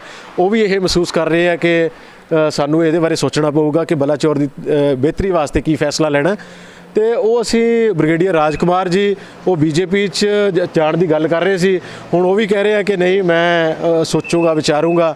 ਤੇ ਉਹ ਅਸੀਂ ਸਾਰੇ ਜਿਹੜੇ ਫੈਸਲਾ ਇਕੱਠੇ ਹੋ ਕੇ ਲਵਾਂਗੇ, ਉਹਦੇ 'ਚ ਪਤਾ ਨਹੀਂ ਕਿਸ ਤਰ੍ਹਾਂ ਦੇ ਫੈਸਲੇ ਹੋਣਗੇ, ਹਜੇ ਆਉਣ ਵਾਲਾ ਸਮਾਂ ਦੱਸੂਗਾ। ਜਿਸ ਤਰ੍ਹਾਂ ਤੁਸੀਂ ਬ੍ਰਿਗੇਡੀਅਰ ਸਾਹਿਬ ਦੀ ਗੱਲ ਕੀਤੀ ਆ, ਵੈਸੇ ਤਾਂ ਉਹ ਕਹਿਤੇ ਵੀ ਮੈਂ ਬੀਜੇਪੀ ਦੇ ਨਾਲ ਆ, ਤੁਸੀਂ ਕਹਿੰਦੇ ਵੀ ਨਹੀਂ ਅਜੇ ਵਿਚਾਰ ਚਰਚਾ ਹੈ। ਉਸ ਤੋਂ ਬਾਅਦ ਜਦੋਂ ਤੁਹਾਡੀ ਪਾਰਟੀ ਦੇ ਸੀਨੀਅਰ ਲੀਡਰ ਸੁਖਬੀਰ ਸਿੰਘ ਬਾਦਲ ਪ੍ਰਧਾਨ ਸਾਹਿਬ ਵੀ ਇੱਥੇ ਆਉਂਦੇ ਆ, ਤੁਹਾਡੇ 'ਚੋਂ ਕੋਈ ਉੱਥੇ ਨਜ਼ਰ ਨਹੀਂ ਆਉਂਦਾ। ਅੱਜ ਤੁਸੀਂ ਪ੍ਰੈਸ ਕਾਨਫਰੰਸ ਕੀਤੀ ਹੈ, ਬ੍ਰਿਗੇਡੀਅਰ ਸਾਹਿਬ ਬੀਜੇਪੀ ਦੀ ਸਟੇਜ ਤੇ ਮਿਲਦੇ ਆ, ਤੁਸੀਂ ਅੱਜ ਇਕੱਲੇ ਮਿਲਦੇ ਆ, ਫਿਰ ਇਕੱਠ ਕਿੱਥੋਂ ਨਜ਼ਰ ਆਉਂਦਾ? ਕਮ ਸੇ ਕਮ ਇਸ਼ੂ ਤੇ ਤਾਂ ਇੱਕ ਮਿਨੀਮਮ ਜਿਹੜਾ ਆਮ ਲੋਕਾਂ ਦੀ ਹੱਕ ਦੀ ਉੱਥੇ ਤਾਂ ਇਕੱਠੇ ਹੋ ਸਕਦੇ। ਨਹੀਂ ਦੇਖੋ ਆਮ ਲੋਕਾਂ ਦੇ ਜਦੋਂ ਅਸੀਂ ਕੋਈ ਧਰਨਾ ਪ੍ਰਦਰਸ਼ਨ ਲਾਵਾਂਗੇ ਉਦੋਂ ਤਾਂ ਅਸੀਂ ਇਕੱਠੇ ਹੋ ਕੇ ਕਰਾਂਗੇ, ਜਦੋਂ ਅਸੀਂ ਕਿਸੇ ਮੰਚ ਤੋਂ ਗੱਲ ਕਰਾਂਗੇ ਉਦੋਂ ਅਸੀਂ ਇਕੱਠੇ ਕਰਾਂਗੇ। ਅੱਜ ਜਿਹੜੀ ਪ੍ਰੈਸ ਕਾਨਫਰੰਸ ਸੀ ਮੈਂ ਕੱਲ ਤੋਂ ਸੋਚ ਰਿਹਾ ਸੀ ਇਸ ਇਸ਼ੂ ਤੇ ਮੈਨੂੰ ਗੱਲ ਕਰਨੀ ਚਾਹੀਦੀ, ਕਿਉਂਕਿ ਪੈਰਲਲ ਟ੍ਰੇਨਿੰਗ ਚੱਲ ਰਹੀ ਹੈ ਉੱਥੇ MR ਸਕੂਲ ਦੇ ਵਿੱਚ। ਪੈਰਲਲ ਇਲੈਕਸ਼ਨ ਕਮੇਟੀ ਦੀ ਇਹਨਾਂ ਦੀ ਨਵਜੋਤ ਸਿੰਘ ਸਿੱਧੂ ਜਿਹਦੇ ਚੇਅਰਮੈਨ ਹੈ ਉਹ ਮੀਟਿੰਗ ਚੱਲ ਰਹੀ ਹੈ, ਤੇ ਮੈਂ ਇਹ ਦੋ ਇਸ਼ੂਜ਼ ਤੇ ਮੈਂ ਗੱਲ ਕਰਨੀ ਸੀਗੀ ਤੇ ਮੈਂ ਉਹ ਇਸ਼ੂ ਤੇ ਗੱਲ ਕੀਤੀ ਹੈ। ਤੇ ਜਦੋਂ ਕੋਈ ਇਦਾਂ ਦਾ ਸਾਂਝਾ ਹੋਊਗਾ ਅਸੀਂ ਇਕੱਠੇ ਹੁੰਦੇ ਆ, ਕੋਈ ਐਸੀ ਗੱਲ ਨਹੀਂ। ਹੋ ਸਕਦਾ ਅਸੀਂ 1-2 ਦਿਨਾਂ ਤੱਕ ਫਿਰ ਦੁਬਾਰਾ ਇਕੱਠੇ। ਪੰਜਾਬ ਦੇ ਵਿੱਚ ਜਿਹੜੇ ਰਾਜਨੀਤਿਕ ਦੇ ਹਾਲਾਤ ਬਣੇ ਹੋਏ ਆ, ਇਹਨੂੰ ਕਿੱਦਾਂ ਦੇਖਦੇ ਆ ਵੀ ਕਿੱਧਰ ਨੂੰ ਜਾ ਰਹੀ ਹੈ ਰਾਜਨੀਤੀ, ਤੇ ਆਉਣ ਵਾਲੇ ਸਮੇਂ ਦੇ ਕੀ ਹਾਲਾਤ ਹੋਣਗੇ? ਅੱਗੇ ਨਾ ਇੱਕ ਸਿਸਟਮ ਹੁੰਦਾ ਸੀ ਕਿ ਇਸ ਵਾਰ ਇਹ ਪਾਰਟੀ, ਅਗਲੀ ਵਾਰੀ ਦੂਸਰੀ ਪਾਰਟੀ, ਉਸ ਤੋਂ ਅਗਲੀ ਵਾਰੀ ਫਿਰ ਪਿਛਲੀ ਵਾਰੀ 3 ਪਾਰਟੀਆਂ ਆ ਗਈਆਂ, ਲੋਕਾਂ ਨੇ ਬਦਲ ਲਿਆਉਣ ਦੀ ਕੋਸ਼ਿਸ਼ ਕੀਤੀ। ਪੰਜਾਬ ਦਾ ਹਰ ਇੱਕ ਵਿਅਕਤੀ ਜਿਹੜਾ ਪੰਜਾਬ ਨੂੰ ਪਿਆਰ ਕਰਦਾ ਉਹ ਇਹ ਚਾਹੁੰਦਾ ਹੈ ਕਿ ਪੰਜਾਬ ਦੇ ਅੰਦਰ ਜਿਹੜਾ ਪੁਰਾਣਾ ਮਾਹੌਲ ਸੀਗਾ, ਠੀਕ ਹੈ। ਅੱਜ ਲੋਕ ਇੱਥੋਂ ਛੱਡ ਕੇ ਬਾਹਰ ਨੂੰ ਜਾ ਰਹੇ, ਇੱਥੇ ਰੋਜ਼ਗਾਰ ਨਹੀਂ ਮਿਲ ਰਿਹਾ, ਇੱਥੇ ਕ੍ਰਾਈਮ ਵਧਿਆ ਹੋਇਆ, ਇੱਥੇ ਪਿੰਡਾਂ ਦੇ ਵਿੱਚ ਜੋ ਤਰੱਕੀ ਹੋਣੀ ਚਾਹੀਦੀ ਸੀ ਉਹ ਨਹੀਂ ਹੋ ਰਹੀ। ਐਜੂਕੇਸ਼ਨ ਸਿਸਟਮ ਕਲੈਪਸ ਹੋ ਚੁੱਕਿਆ, ਹੈਲਥ ਸਿਸਟਮ ਕਲੈਪਸ ਹੋ ਚੁੱਕਿਆ। ਇਹਨਾਂ ਸਾਰੇ ਇਸ਼ੂਜ਼ ਤੇ ਅੱਜ ਪੀਣ ਵਾਲਾ ਪਾਣੀ ਨਹੀਂ ਲੋਕਾਂ ਨੂੰ ਮਿਲ ਰਿਹਾ, ਠੀਕ ਹੈ। ਅੱਜ ਆ ਮਹਿੰਦੀਪੁਰ ਮੈਂ ਦੇਖ ਰਿਹਾ ਸੀ, ਇੱਥੇ ਬਲਾਚੌਰ ਦੇ ਅੰਦਰ ਸੀਵਰੇਜ ਪੈ ਗਿਆ, ਪਰ ਮਹਿੰਦੀਪੁਰ ਦੇ ਲੋਕਾਂ ਨੇ ਉਸ ਸੀਵਰੇਜ ਨੂੰ ਬਲੌਕ ਕਰ ਦਿੱਤਾ। ਕਿਉਂ? ਕਿ ਜਿੱਥੇ ਉਹ ਸੀਵਰੇਜ ਦਾ ਪਾਣੀ ਟੋਭੇ 'ਚ ਜਾ ਰਿਹਾ ਸੀ, ਓਵਰਫਲੋ ਹੋ ਚੁੱਕਿਆ, ਉਹਨਾਂ ਨੇ ਉਹ ਸੀਵਰੇਜ ਬੰਦ ਕਰ ਦਿੱਤਾ। ਤੇ ਉਹ ਆਉਣ ਵਾਲੇ ਹੋਰ 1-2 ਦਿਨਾਂ ਤੱਕ ਉਹ ਪਾਣੀ ਕਿੱਥੇ ਜਾਊਗਾ ਤੁਸੀਂ ਆਪ ਦੇਖ ਲਿਓ। ਸੜਕਾਂ ਦੇ ਵਿੱਚੋਂ ਸੀਵਰੇਜ ਦੇ ਪਾਣੀ ਬਾਹਰ ਨਿਕਲ ਕੇ ਫੁਆਰੇ ਬਣੇ ਹੋਏ ਆ। ਤੇ ਲੋਕ ਅੱਜ ਇਹ ਚਾਹੁੰਦੇ ਕਿ ਇੱਥੇ ਕਿੱਦਾਂ ਇਸ ਪੰਜਾਬ ਨੂੰ ਬਚਾਇਆ ਜਾ ਸਕਦਾ, ਨਸ਼ੇ ਤੋਂ ਕਿੱਦਾਂ ਬਚਾਇਆ ਜਾ ਸਕਦਾ, ਨੌਜਵਾਨਾਂ ਨੂੰ ਰੋਜ਼ਗਾਰ ਕਿੱਦਾਂ ਮਿਲ ਸਕਦਾ, ਉਹ ਲੋਕ ਬਹੁਤ ਗੰਭੀਰਤਾ ਨਾਲ ਸੋਚ ਰਹੇ ਆ। ਲੱਕੀ ਜਿੱਦਾਂ ਤੁਸੀਂ ਗੱਲ ਕੀਤੀ, ਇਹ ਤਾਂ ਮੈਨੂੰ ਲੱਗਦਾ ਵੀ ਜਿਹੜੇ ਆਜ਼ਾਦੀ ਤੋਂ ਬਾਅਦ ਦੇ ਇਸ਼ੂ ਖੜੇ ਹੋਏ ਆ, ਗਲੀਆਂ ਨਾਲੀਆਂ ਦਾ, ਇਹ ਸਾਡੇ ਇਸ਼ੂ ਨਾਲ ਸਮਾਂ ਕਿ ਹੱਲ ਕਿਆ ਹੋਣੇ ਸੀਗੇ। ਨਾਲ ਜਿੱਦਾਂ ਤੁਸੀਂ ਗੱਲ ਕੀਤੀ ਆ ਨਸ਼ਿਆਂ ਦਾ, ਬੇਰੁਜ਼ਗਾਰੀ ਵਰਗੇ ਨਵੇਂ ਇਸ਼ੂ ਵੀ ਸਾਡੇ ਲਈ ਜਿਹੜੀਆਂ ਸਮੱਸਿਆਵਾਂ ਖੜੀਆਂ ਹੋ ਗਈਆਂ। ਕੀ ਤੁਹਾਨੂੰ ਲੱਗਦਾ ਵੀ ਪੰਜਾਬ ਦੇ ਵਿੱਚ ਐਸੀ ਕੋਈ ਪਾਰਟੀ ਇਸ ਵੇਲੇ ਹੈ ਜਿਹੜੀ ਇਹਨਾਂ ਇਸ਼ੂ ਤੇ ਗੰਭੀਰਤਾ ਨਾਲ ਕੰਮ ਕਰ ਸਕਦੀ ਹੈ, ਜਾਂ ਬਹੁਤ ਜਿਹੜੀ ਜ਼ਿਆਦਾਤਰ ਤਾਂ ਐਲਾਨੇ ਹੋ ਰਹੇ ਨੇ? ਮੈਨੂੰ ਇਹ ਲੱਗਦਾ ਹੈ ਕਿ ਜਦੋਂ ਸਹੀ ਲੀਡਰਸ਼ਿਪ, ਸਹੀ ਨੁਮਾਇੰਦਗੀ ਚੁਣ ਹੋ ਕੇ ਵਿਧਾਨ ਸਭਾ ਦੇ ਵਿੱਚ ਪਹੁੰਚਦੀ ਹੈ, ਉਹ ਚਾਹੇ ਕਿਸੇ ਵੀ ਪਾਰਟੀ ਦੀ ਹੋਵੇ, ਉਦੋਂ ਲੋਕਾਂ ਦੇ ਹਿੱਤ ਦੇ ਵਿੱਚ ਫੈਸਲੇ ਸਹੀ ਲਏ ਜਾਂਦੇ ਆ। ਜਦੋਂ ਬਿਜ਼ਨਸਮੈਨ, ਜਦੋਂ ਮਾਫੀਆ ਲੋਕ, ਜਦੋਂ ਮਾਫੀਆ ਨੂੰ ਸਰਪ੍ਰਸਤੀ ਦੇਣ ਵਾਲੇ ਲੋਕ ਵਿਧਾਨ ਸਭਾ 'ਚ ਪਹੁੰਚਦੇ ਆ, ਜਦੋਂ ਗੁੰਗੇ ਬੋਲੇ ਲੋਕ ਵਿਧਾਨ ਸਭਾ 'ਚ ਪਹੁੰਚਦੇ ਆ, ਜੋ ਆਪਣੇ ਇਲਾਕੇ ਦੀ ਗੱਲ ਨਹੀਂ ਰੱਖ ਸਕਦੇ, ਜਦੋਂ ਉਹ ਲੋਕ ਜਿਹੜੇ ਸਿਰਫ ਸਟੇਜਾਂ ਤੇ ਜ਼ਿੰਦਾਬਾਦ ਮੁਰਦਾਬਾਦ ਦੇ ਨਾਅਰੇ ਲਵਾ ਕੇ ਆਪਣਾ ਵਿਜ਼ਨ ਦੱਸੇ ਬਿਨਾ ਜਿਹੜੇ ਲੋਕ ਇੱਦਾਂ ਦੇ ਲੋਕ ਅਗਰ ਵਿਧਾਨ ਸਭਾ 'ਚ ਪਹੁੰਚਦੇ ਆ, ਤਾਂ ਇੱਥੇ ਦੇ ਇਸ਼ੂਜ਼ ਦਾ ਕੋਈ ਹੱਲ ਨਹੀਂ ਹੋਣਾ।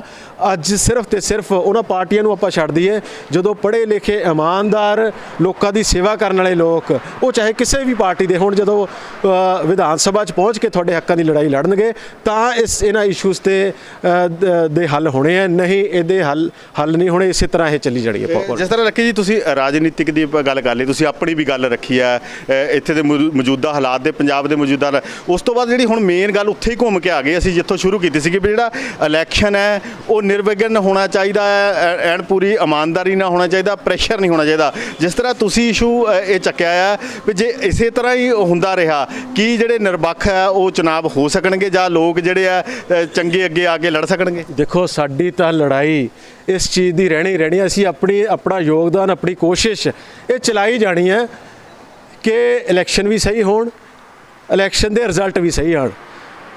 ਜਿਹੜੇ ਲੋਕ, ਮੈਂ ਫਿਰ ਉਹੀ ਕਹਿਣਾ, ਇਹ ਬਹੁਤ ਬੜੀ ਨਲਾਇਕੀ ਹੈ। ਜਿਹੜੇ ਲੋਕਾਂ ਨੂੰ ਪਤਾ ਹੈ ਮੈਂ ਲੜਾਈ ਆਪਣੀ ਨਹੀਂ ਲੜ ਰਿਹਾ, ਮੈਂ ਲੜਾਈ ਤਾਂ ਉਹਨਾਂ ਲੋਕਾਂ ਦੀ ਲੜ ਰਿਹਾ ਜਿਨ੍ਹਾਂ ਨੇ ਇਲੈਕਸ਼ਨ ਲੜ ਕੇ ਇੱਥੋਂ ਦੀ ਨੁਮਾਇੰਦਗੀ ਕਰਨੀ ਹੈ। ਜਿਹੜੇ ਲੋਕ ਇਹ ਕਹਿ ਰਹੇ ਆ ਅਸੀਂ ਇਸ ਇਲਾਕੇ ਦੀ ਬਿਹਤਰੀ ਵਾਸਤੇ ਸਾਨੂੰ ਚੁਣ ਕੇ ਭੇਜੋ, ਤੇ ਜੇ ਅੱਜ ਉਹ ਲੋਕ ਆਪਣੇ ਇੰਟਰਸਟ ਨਹੀਂ ਵਾਚ ਕਰ ਸਕਦੇ ਤਾਂ ਉਹ ਲੋਕਾਂ ਦੀ ਲੜਾਈ ਕਿਵੇਂ ਲੜ ਲੈਣਗੇ? ਅੱਜ ਇਹ ਬਹੁਤ ਬੜੀ ਨਲਾਇਕੀ ਹੈ। ਇਹ ਇਸ਼ੂਜ਼ ਜਿਹੜੇ ਹੈਗੇ ਆ, ਇਹਨਾਂ ਤੇ ਉਹਨਾਂ ਨੂੰ ਗੱਲ ਕਰਨੀ ਚਾਹੀਦੀ ਸੀ। ਇਹਨਾਂ ਇਸ਼ੂਜ਼ ਤੇ ਉਹਨਾਂ ਨੂੰ ਪ੍ਰੈਸ ਕਾਨਫਰੰਸ ਨਹੀਂ, ਇਹਨਾਂ ਨੂੰ ਹੁਣ ਤੱਕ ਐਡੇ ਵੱਡੇ ਪੱਧਰ ਤੇ ਪ੍ਰਦਰਸ਼ਨ ਕਰਨਾ ਚਾਹੀਦਾ ਸੀ, ਇਹਨੂੰ ਰੋਕਣ ਵਾਸਤੇ ਆਪਣਾ ਜ਼ੋਰ ਲਾਉਣਾ ਚਾਹੀਦਾ ਸੀ, ਤਾਂ ਕਿ ਰਾਜਵਿੰਦਰ ਸਿੰਘ ਲੱਕੀ ਨੂੰ ਤਾਂ ਬੋਲਣ ਦੀ ਲੋੜ ਵੀ ਨਹੀਂ ਸੀਗੀ ਅਗਰ ਉਹ ਅੱਜ ਬਾਹਰ ਨਿਕਲ ਕੇ ਗੱਲ ਕਰਦੇ। ਤੇ ਪਰ ਅਗਰ ਨਹੀਂ ਹੋ ਰਿਹਾ, ਮੈਂ ਸਮਝਦਾ ਇਸ ਇਲਾਕੇ ਦੀ ਬਹੁਤ ਬੜੀ ਬਦਕਿਸਮਤੀ ਹੈ ਕਿ ਐਸੇ ਲੋਕਾਂ ਨੂੰ ਪਾਰਟੀਆਂ ਅੱਗੇ ਕਰਕੇ ਨੁਮਾਇੰਦਗੀ ਦੇਣ ਦੀ ਕੋਸ਼ਿਸ਼ ਕਰ ਰਹੀਆਂ। ਤੇ ਜਿਸ ਤਰ੍ਹਾਂ ਤੁਸੀਂ ਇਹ ਇਸ਼ੂ ਚੱਕਿਆ, ਇਹ ਤੋਂ ਇਲਾਵਾ ਤੁਹਾਨੂੰ ਹੋਰ ਵੀ ਜਿਹੜਾ ਇਲੈਕਸ਼ਨ ਦੀਆਂ ਤਿਆਰੀਆਂ ਹੁਣ ਕੀਤੀਆਂ ਜਾ ਰਹੀਆਂ ਨੇ, ਸਰਗਰਮ ਹੈਗਾ ਇਲੈਕਸ਼ਨ ਕਮਿਸ਼ਨ, ਤਾਂ ਪਹਿਲਾਂ ਤਾਂ ਕੀ ਲੱਗਦਾ ਇਹ ਤੋਂ ਇਲਾਵਾ ਹੋਰ ਵੀ ਕੋਈ ਤਰੁੱਟੀਆਂ ਹੈ ਜਿਹੜੀ ਤੁਹਾਨੂੰ ਲੱਗਦਾ ਵੀ ਕਲੀਅਰ ਹੋ ਸਕਦਾ, ਜਾਂ ਇਲੈਕਸ਼ਨ ਕਮਿਸ਼ਨ ਨੂੰ ਹੋਰ ਵੀ ਤੁਸੀਂ ਤਰੁੱਟੀਆਂ ਬਾਰੇ ਲਿਖੋਗੇ? ਮੈਂ ਤੁਹਾਨੂੰ ਇੱਕ ਗੱਲ ਦੱਸਦਾ, ਇੱਕ ਕਿਸੇ ਪਾਰਟੀ ਦਾ ਮੈਂ ਨਾਮ ਨਹੀਂ ਲੈਣਾ, ਨਾ ਪਾਰਟੀ ਦਾ ਨਾਮ ਲੈਣਾ, ਨਾ ਉਸ ਲੀਡਰ ਦਾ ਨਾਮ ਲੈਣਾ, ਕੋਈ ਨਹੀਂ ਜਾਣਾ। ਉਹ ਕਹਿੰਦੇ ਮੇਰੇ ਕੋਲ ਆ ਕੇ ਕਹਿੰਦੇ ਕਿ ਅਗਰ ਮੈਂ ਤਾਂ 6 ਮਹੀਨੇ ਪਹਿਲਾਂ ਕਹਿ ਦਿੱਤਾ ਸੀ ਕਿ ਜੇ ਮੈਨੂੰ ਟਿਕਟ ਨਾ ਮਿਲੀ ਪਾਰਟੀ ਦੀ ਤਾਂ ਮੈਂ ਘਰ ਬਹਿ ਜਾਣਾ, ਜੇ ਮੈਨੂੰ ਟਿਕਟ ਨਾ ਮਿਲੀ ਮੈਂ ਘਰ ਬਹਿ ਜਾਣਾ। ਤੇ ਮੈਂ ਉਹਨਾਂ ਦੇ ਚਿਹਰੇ ਵੱਲ ਦੇਖ ਕੇ ਮੈਂ ਇਹ ਮਹਿਸੂਸ ਕਰ ਰਿਹਾ ਸੀ ਕਿ ਜਿਸ ਪਾਰਟੀ ਨੇ ਇਹਨਾਂ ਦੇ ਪਰਿਵਾਰ ਨੂੰ ਇੰਨਾ ਕੁਝ ਦਿੱਤਾ ਹੋਵੇ, ਤੇ ਅਗਰ ਐਸਾ ਵਿਅਕਤੀ ਇਹ ਕਹਿ ਰਿਹਾ ਕਿ ਜੇ ਮੈਨੂੰ ਟਿਕਟ ਨਾ ਮਿਲੀ ਹੁੰਦੀ ਮੈਂ ਘਰ ਬਹਿ ਜਾਣਾ, ਤਾਂ ਇਹਨਾਂ ਦੇ ਦਿਲ ਦੇ ਅੰਦਰ ਇਸ ਇਲਾਕੇ ਦੀ ਬਿਹਤਰੀ ਵਾਸਤੇ, ਇਸ ਇਲਾਕੇ ਦੇ ਲੋਕਾਂ ਵਾਸਤੇ ਕਿੰਨਾ ਕੁ ਦਰਦ ਹੈ। ਤਾਂ ਮੈਂ ਬਹੁਤ ਹੈਰਾਨ ਸੀ, ਪਰ ਮੈਂ ਉਹਨਾਂ ਨੂੰ ਤਾਂ ਨਹੀਂ ਉਦਣ ਮੈਂ ਕਿਹਾ, ਪਰ ਅੱਜ ਮੈਂ ਤੁਹਾਡੇ ਮਾਧਿਅਮ ਨਾਲ ਮੈਂ ਇਹ ਦੱਸਣਾ ਚਾਹੂੰਗਾ ਕਿ ਰਾਜਵਿੰਦਰ ਸਿੰਘ ਲੱਕੀ ਨੂੰ ਟਿਕਟ ਮਿਲੇ ਨਾ ਮਿਲੇ, ਇਲੈਕਸ਼ਨ ਲੜਨ ਦਾ ਮੌਕਾ ਮਿਲੇ ਨਾ ਮਿਲੇ, ਮੈਂ ਇਸ ਇਲਾਕੇ ਦੀ ਬਿਹਤਰੀ ਵਾਸਤੇ, ਇੱਥੇ ਦੀ ਭਲਾਈ ਵਾਸਤੇ, ਲੋਕਾਂ ਦੀ ਤਰੱਕੀ ਵਾਸਤੇ, ਇੱਥੋਂ ਦੇ ਮਾਫੀਆ ਰਾਜ ਨੂੰ ਖਤਮ ਕਰਨ ਵਾਸਤੇ ਮੈਂ ਘਰ ਨਹੀਂ ਬੈਠਣਾ। ਮੈਂ ਤੁਹਾਡੀ ਕਚਹਿਰੀ 'ਚ ਆ ਕੇ ਇਮਾਨਦਾਰੀ ਨਾਲ ਆਪਣੀ ਗੱਲ ਰੱਖਦਾ ਰਹੂੰਗਾ ਤੇ ਲੋਕਾਂ ਦੇ ਵਿੱਚ ਜਾਂਦਾ ਰਹੂੰਗਾ। ਮੈਂ ਘਰ ਨਹੀਂ ਬੈਠਣਾ। ਜਿੱਦਾਂ ਤੁਸੀਂ ਆਪਣੀ ਗੱਲ ਰੱਖੀ ਆ, ਤੁਸੀਂ ਪਹਿਲੇ ਗੱਲ ਕਹੀ ਆ ਵੀ ਮੈਂ ਉਸ ਪਾਰਟੀ ਦੇ ਜਾਂ ਪਰਿਵਾਰ ਦਾ ਨਾਂ ਨਹੀਂ ਲੈਣਾ, ਪਰ ਜਾਂ ਤੁਸੀਂ ਇਹ ਕਹਿ ਦਿੱਤਾ ਵੀ ਉਹਨੂੰ ਪਾਰਟੀ ਨੇ ਜਾਂ ਬਹੁਤ ਕੁਝ ਦਿੱਤਾ, ਉਸ ਪਰਿਵਾਰ ਨੂੰ ਬਹੁਤ ਕੁਝ ਦਿੱਤਾ, ਤਾਂ ਕਲੀਅਰ ਹੀ ਹੋ ਜਾਂਦਾ ਫਿਰ ਤਾਂ। ਨਹੀਂ, ਦੇਖੋ, ਮੈਂ 1992 ਤੋਂ ਲੈ ਕੇ 1992 ਤੋਂ ਬਾਅਦ ਦੇ ਇਲੈਕਸ਼ਨਾਂ ਦਾ ਮੈਨੂੰ ਪਤਾ ਹੈ ਜਦੋਂ ਚੱਲੇ, ਕਿਉਂਕਿ ਉਸ ਤੋਂ ਪਹਿਲਾਂ ਤਾਂ ਮੈਂ ਆਪ ਛੋਟਾ ਸੀ।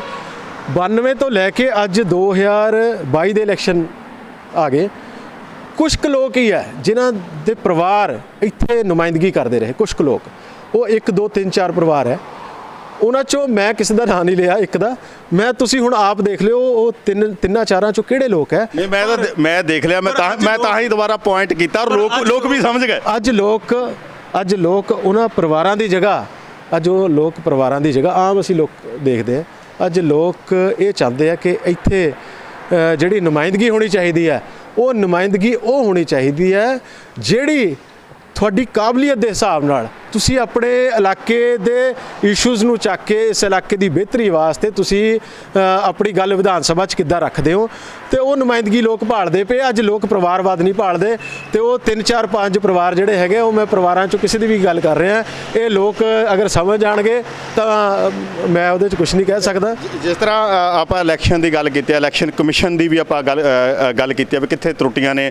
ਪਾਰਟੀਆਂ ਕੈਂਡੀਡੇਟ ਚੁਣਨ ਲੱਗੇ ਕੀ ਕਰਦੀਆਂ ਨੇ, ਜਿਹੜੇ ਕੈਂਡੀਡੇਟ ਹੈ ਉਹ ਲੜਨ ਲੱਗੇ, ਉਹਨਾਂ ਕੋਈ ਇਸ਼ੂ ਨਹੀਂ ਹੈ। ਇਸੇ ਤਰ੍ਹਾਂ ਇਲੈਕਸ਼ਨ ਕਮਿਸ਼ਨ ਦੀ ਇੱਕ ਪਹਿਲਾ ਮੁੱਦਾ ਵੱਡੇ ਪੱਧਰ ਤੇ ਤਕਰੀਬਨ ਹਰੇਕ ਵਾਰ ਚੁਣਾਵ, ਜਿੱਦਾਂ ਚੁਣਾਵ ਤੋਂ ਪਹਿਲਾਂ ਉੱਠਿਆ, ਚੁਣਾਵ ਤੋਂ ਬਾਅਦ ਉੱਠਦਾ AVM ਦਾ। ਉਹਨੂੰ ਤੁਸੀਂ ਕਿੱਦਾਂ ਦੇਖਦੇ ਵੀ AVM ਦਾ ਰੌਲਾ ਪੈਂਦਾ ਜਦੋਂ ਇਲੈਕਸ਼ਨ ਹੋ ਜਾਂਦੇ, ਕਿਹਾ ਜਾਂਦਾ ਜੀ ਵੀ ਇਸ ਤਰ੍ਹਾਂ ਹੈਗਾ, ਪਰ ਹਾਲ ਦੀ ਘੜੀ ਉਸ ਤੇ ਕੋਈ ਗੱਲ ਨਹੀਂ ਕਰ ਰਿਹਾ ਕੋਈ, ਤੇ ਕੀ ਲੱਗਦਾ ਵੀ ਠੀਕ ਹੈ, ਤੁਸੀਂ ਉਸ ਨਾਲ ਸਹਿਮਤ ਹੋ ਵੀ AVM ਨਾਲ ਇਲੈਕਸ਼ਨ ਹੋਣੀ ਚਾਹੀਦੀ? ਦੇਖੋ, EVM ਦਾ ਜਿਹੜੀ ਗੱਲ ਹੈਗੀ ਹੈ ਨਾ, ਇਹ ਚਲੋ ਮੈਂ ਤਾਂ ਬਹੁਤ ਛੋਟੀ ਜਿਹੀ ਜਗ੍ਹਾ ਤੋਂ ਗੱਲ ਕਰ ਰਿਹਾ, ਪਰ ਬਹੁਤ ਬੜੇ ਲੈਵਲ ਤੇ ਅਲੱਗ-ਅਲੱਗ ਪਾਰਟੀਆਂ ਨੇ ਇਹਦੀ ਗੱਲ ਕੀਤੀ ਹੈ, ਇਲੈਕਸ਼ਨ ਕਮਿਸ਼ਨ ਤੱਕ ਗੱਲ ਕੀਤੀ ਹੈ, ਪਰ ਉਹਦੇ 'ਚ ਹਜੇ ਤੱਕ ਕੋਈ ਕੰਕਰੀਟ ਜਿਹੜਾ ਰਿਜ਼ਲਟ ਨਹੀਂ ਨਿਕਲ ਕੇ ਆਇਆ। ਉਹਦੇ ਬਾਰੇ ਮੈਂ ਅੱਜ ਕੋਈ ਮਤਲਬ ਮੈਂ ਇਹ ਇੱਦਾਂ ਦਾ ਗੱਲ ਕਰਾਂ ਉਹ ਕੋਈ ਜ਼ਿਆਦਾ, ਕਿਉਂਕਿ ਇਹ ਗੱਲਾਂ ਕੋਰਟ 'ਚ ਵੀ ਜਾ ਚੁੱਕੀਆਂ, ਬੜੇ ਫੈਸਲੇ ਵੀ ਆਏ ਹੈ। ਉਹਦੇ ਬਾਰੇ ਮੈਂ ਆਪਣੇ ਆਪ ਨੂੰ ਇਹ ਨਹੀਂ ਸਮਝਦਾ ਕਿ ਮੈਂ ਉਸ ਇਸ਼ੂ 'ਤੇ ਕੋਈ ਆਪਣੀ ਗੱਲ ਸਹੀ ਢੰਗ ਨਾਲ ਰੱਖ ਸਕਾਂ। ਇੰਨਾ ਜ਼ਰੂਰ ਹੈ ਕਿਉਂਕਿ ਇੱਥੇ ਦੇ ਜਿਹੜੇ ਲੋਕਲ ਇਸ਼ੂਜ਼ ਹੈ ਉਹ ਸਾਨੂੰ ਪਤਾ, ਉਹ ਜਿਹੜੀਆਂ ਸਾਹਮਣੇ ਨਜ਼ਰ ਆ ਰਹੀਆਂ ਹੁਣ, ਉਹ EVM ਦੇ ਅੰਦਰ ਬੰਦ ਵੋਟਾਂ ਬਾਰੇ ਤਾਂ ਹੁਣ ਕੀ ਕਹਿ ਸਕਦੇ ਆ, ਪਰ ਜਿਹੜਾ ਸਾਹਮਣੇ ਦਿਖ ਰਿਹਾ ਕਿ ਇੱਕ ਸਕੂਲ ਦੇ ਵਿੱਚ ਸਿਰਫ ਬਿਜਲੀ ਦੀ ਸਪਲਾਈ ਨਾ ਹੋਣ ਕਰਕੇ ਕਹਿੰਦੇ ਜੀ ਟ੍ਰੇਨਿੰਗ ਬਦਲ ਕੇ ਵਿਧਾਇਕ ਦੇ ਭਰਾ ਦੇ ਸਕੂਲ ਦੇ ਵਿੱਚ ਉਹ ਟ੍ਰੇਨਿੰਗ ਕਰਵਾਈ ਜਾ ਰਹੀ ਹੈ। ਇਹ ਤਾਂ ਸਿੱਧਾ ਖਦਸ਼ਾ ਹੈ ਕਿ ਇਹ ਫੇਅਰ ਇਲੈਕਸ਼ਨ ਨਹੀਂ ਹੋ ਸਕਦੇ। ਜਿਸ ਤਰ੍ਹਾਂ ਤੁਸੀਂ ਗੱਲ ਕੀਤੀ ਆ ਵੀ ਕਿਸ ਤਰ੍ਹਾਂ ਇਲੈਕਸ਼ਨ ਕਮਿਸ਼ਨ ਜਿਹੜੇ ਅਧਿਕਾਰੀ ਹੈ ਉਹ ਕਿਸ ਤਰ੍ਹਾਂ ਜਿਹੜੇ ਨੁਮਾਇੰਦਿਆਂ ਦੇ ਪ੍ਰੈਸ਼ਰ ਥੱਲੇ ਕੰਮ ਕਰਦੇ ਆ, ਤੇ ਇਸ ਤਰ੍ਹਾਂ ਵੋਟਾਂ ਦਾ ਇਸੇ ਮਿਲੀ ਭੁਗਤ ਦੇ ਨਾਲ ਹਾਈਜੈਕ ਕਰਨੇ ਦਾ ਵੀ ਇਹ ਸਿਸਟਮ ਹੈ। ਤੁਸੀਂ ਸ਼ਿਕਾਇਤ ਵੀ ਕਹਿੰਦੇ ਆ ਕਰੋਗੇ। ਜਿਸ ਤਰ੍ਹਾਂ ਤੁਸੀਂ ਹੁਣ ਸਾਡੇ ਨਾਲ ਗੱਲਬਾਤ ਕੀਤੀ ਆ, ਖਾਸ ਕਰਕੇ ਨਵਜੋਤ ਸਿੰਘ ਸਿੱਧੂ ਹੋਣਾ ਦੀ ਗੱਲ ਕੀਤੀ ਵੀ ਇਸ਼ੂ ਤਾਂ ਚੱਕਦੇ ਪਏ ਆ ਵੀ ਜੇ ਕਹਿਣੀ ਤੇ ਕਰਨੀ, ਤੇ ਜਿੱਦਾਂ ਉੱਤਰ ਵੈਸੇ ਉਹ ਜਾਣੇ ਜਾਂਦੇ ਆ ਆਪਣੀ ਕਹਿਣੀ ਤੇ ਕਰਨੀ, ਜਿੱਦਾਂ ਚਾਹੇ ਉਹ ਆਪਣੀ ਪਾਰਟੀ ਵਿੱਚ ਵੀ ਲੈ ਕੇ ਤੁਹਾਡੇ ਵਾਂਗਰ ਗੱਲ ਚੱਕਦੇ ਰਹਿੰਦੇ ਨੇ। ਤੇ ਜਿਸ ਤਰ੍ਹਾਂ ਹੁਣ ਚਰਚਾ ਗਰਮ ਹੈਗੀ ਆ ਵੀ ਜਿਹੜੇ ਨਵਜੋਤ ਸਿੰਘ ਸਿੱਧੂ ਹੈ ਕੀ ਉਹ ਕਾਬਜ਼ ਹੋਣਗੇ, ਜਿੱਦਾਂ ਚੋਣ ਕਮੇਟੀ ਦੇ ਵੀ ਕਹਿੰਦੇ ਤੁਸੀਂ ਹੈਗੇ, ਜਾਂ ਇੱਕ ਚਰਚਾ ਹੋਰ ਵੀ ਹੈਗੇ ਵੀ ਉਹ ਆਮ ਆਦਮੀ ਪਾਰਟੀ ਨਾਲ ਚਲੇ ਜਾਣਗੇ ਜੀ, ਹੈ ਨਾ? ਇਹ ਤੁਹਾਨੂੰ ਕੀ ਲੱਗਦਾ ਵੀ ਸਿੱਧੂ ਕਿੱਥੇ ਰਹੇਗਾ ਤਾਂ ਕਿਸ ਤਰ੍ਹਾਂ ਹੋਏਗਾ? ਨਹੀਂ, ਇਹਦੇ ਬਾਰੇ ਦੇਖੋ ਮੈਂ ਤਾਂ ਕੁਝ ਕਹਿ ਨਹੀਂ ਸਕਦਾ ਕਿ ਉਹ ਕਿੱਧਰ ਜਾਣਗੇ ਕਿੱਧਰ ਨਹੀਂ ਜਾਣਗੇ, ਨਾ ਉਹਨਾਂ ਦੀ ਪਾਰਟੀ ਕੀ ਕਰ ਰਹੀ ਹੈ ਕੀ ਨਹੀਂ ਕਰ ਰਹੀ, ਉਹਨਾਂ ਦੇ ਕਹਿਣ ਤੇ ਟਿਕਟਾਂ ਮਿਲਣਗੀਆਂ ਨਹੀਂ ਮਿਲਣਗੀਆਂ। ਮੈਂ ਸਿਰਫ ਉਹਨਾਂ ਦਾ ਜਦੋਂ ਬਿਆਨ ਪੜ੍ਹਿਆ ਸੀ, ਮੈਂ ਉਸ ਬਿਆਨ ਨੂੰ ਪੜ੍ਹ ਕੇ ਇਹ ਇੱਕ ਦਿਲ ਨੂੰ ਇਹ ਲੱਗਦਾ ਸੀ, ਅਗਰ ਜਿਨ੍ਹਾਂ ਨੇ ਉਹ ਜਿਹੜਾ ਬਿਆਨ ਦਿੱਤਾ ਉਹਨਾਂ ਨੇ ਕਿ ਜਾਂ ਪੰਜਾਬ ਦੇ ਅੰਦਰ ਮਾਫੀਆ ਰਹੂਗਾ ਜਾਂ ਮੈਂ ਰਹੂੰਗਾ, ਅਗਰ ਉਹ ਗੱਲ ਸਹੀ ਹੋ ਜਾਵੇ ਤਾਂ ਵਾਕਿਆ ਇਸ ਇਲਾਕੇ ਪੰਜਾਬ ਦਾ ਭਲਾ ਹੋ ਜਾਊਗਾ। ਇਹ ਮੈਂ ਨਹੀਂ, ਹਰ ਇੱਕ ਵਿਅਕਤੀ ਜਿਹੜਾ ਪੰਜਾਬ ਨੂੰ ਪਿਆਰ ਕਰਦਾ ਉਹ ਇਹੀ ਸੋਚਦਾ ਹੋਊਗਾ।